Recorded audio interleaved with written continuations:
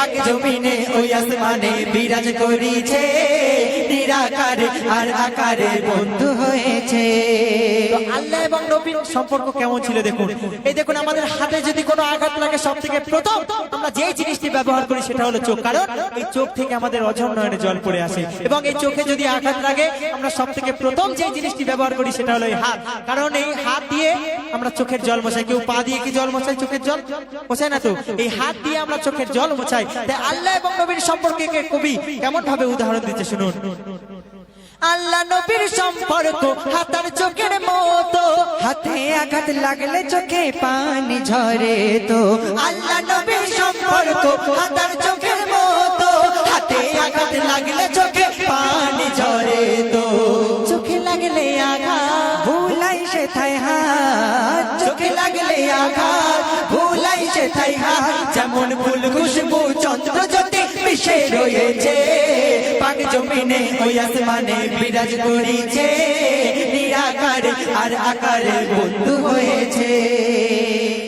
তারপর আমার আপনার নবী দু জাহানের বাদশা যখন এই ধরাতে এলেন, তখন হুর ফারিস্তারা কি বলছে কবি ছন্দের মাধ্যমে লিখছে শুনুন। আওয়ালেতে সৃষ্টি করে পাঠালো আখেরে, টাপুর টুপুর নূর ঝরে ভাঙা কুড়ে ঘরে। আওয়ালেতে সৃষ্টি করে পাঠালো আখেরে, টাপুর টুপুর নূর ঝরে ভাঙা কুড়ে ঘরে।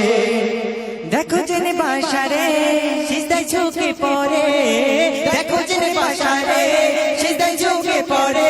যন্ত্রণা আর বন্দনা দেখে কালমা পড়েছে, পাক জমিনে ওই আসমানে বিরাজ করেছে, নিরাকারে আর আকারে বন্ধু হয়েছে। পাক জমিনে ওই আসমানে বিরাজ করেছে, নিরাকারে আর আকারে বন্ধু হয়েছে।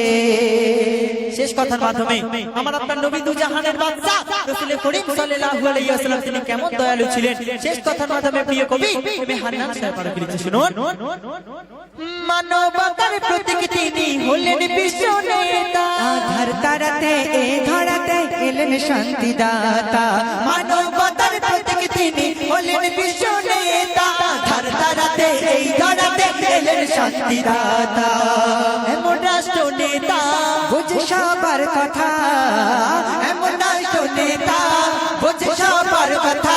এমএ হান্নান সেই নামেতে পাগল হয়েছে, পাক জমিনে ওই আসমানে বিরাজ করেছে, নিরাকারে আর আকারে বন্ধু হয়েছে। পাক জমিনে ওই আসমানে বিরাজ করেছে, নিরাকারে আর আকারে বন্ধু হয়েছে, নিরাকারে আর আকারে বন্ধু।